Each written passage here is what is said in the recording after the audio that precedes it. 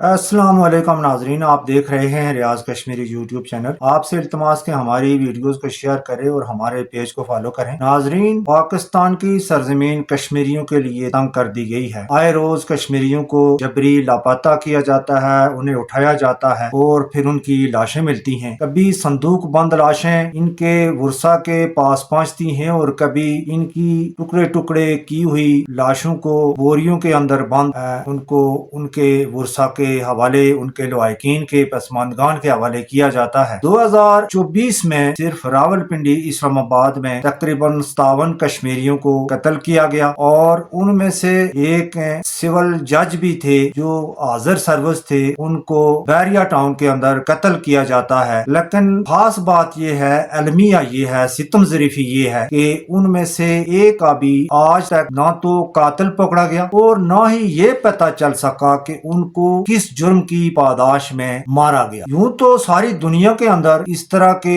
वाकयात होते हैं, इस तरह के हादसात होते हैं, ये कोई नई बात नहीं है। लेकिन उन हादसात, उन वाकयात और कत्ल की इस तरह की वारदातों के बाद वहाँ की इंतजामिया, पुलिस और दीगर इदारे उन कातिलों को पकड़ते हैं, उन कातिलों को सजा देते हैं और ये पता किया जाता है कि इस शख्स को क्यों कत्ल किया गया और इसके पीछे कौन से हरकत और कौन से महर्रकात कार फरमात। लेकिन 2024 में कत्ल होने वाले इन कश्मीरियों में से किसी एक का भी आज तक ना तो उनके कातिलों का पता चल सका और ना ही ये पता चल सका कि उनको क्यों मारा गया और उनको किसने मारा। यानी जंगल का कानून है, पाकिस्तान कश्मीरियों के लिए कत्ल गाह बन गया है। पाकिस्तान के अंदर कश्मीरी महफूज नहीं है। पाकिस्तान के अंदर से आए रोज कश्मीरियों को उठाया जाता है और फिर उनके वर्षा को ये इतला दी जाती है कि उनका बेटा, उनका भाई फलां जंगल में या फलां नाले के अंदर उसकी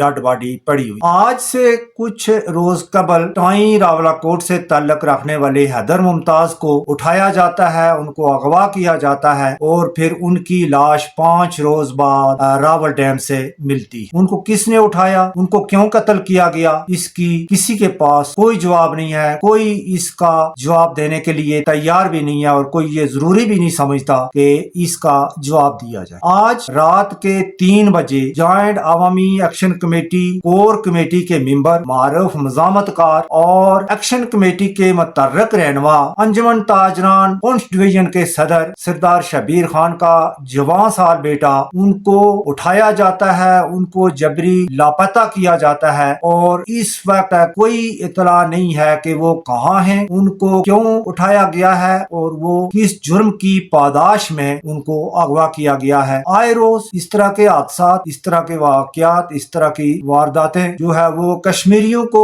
पाकिस्तान से बददिल कर रही हैं। पाकिस्तान के खिलाफ कश्मीरियों के दिलों में नफरत पैदा की जा रही है। ये कौन करवा रहा है और क्यों करवा रहा है और इसके पीछे कौन से मकासद कार फरमा है। पाकिस्तानी इदारों को इस पर फौरी नोटिस लेना चाहिए और उन गुफ्तों को, उन इदारों को ये इसका जवाब इन इदारों से उनको लेना चाहिए कि वो आए रोज कश्मीरियों के इस कत्ल में क्यों मुलव्वस हैं और कश्मीरियों को क्यों कत्ल किया जा रहा। आज रात 2:45 बजे उससे मासूम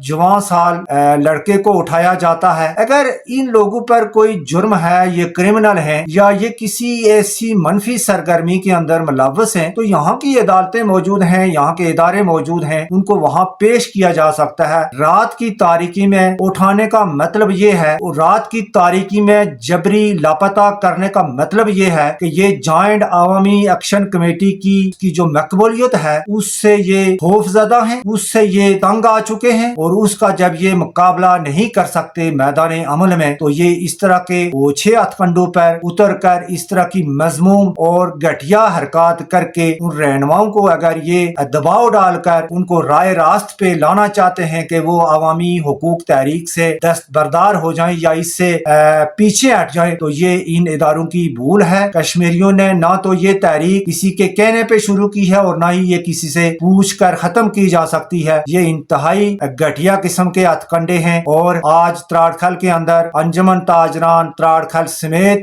त्राड़खल के आवाम ने, वहाँ की तमाम सियासी, समाजी और मजहबी जमातों ने इस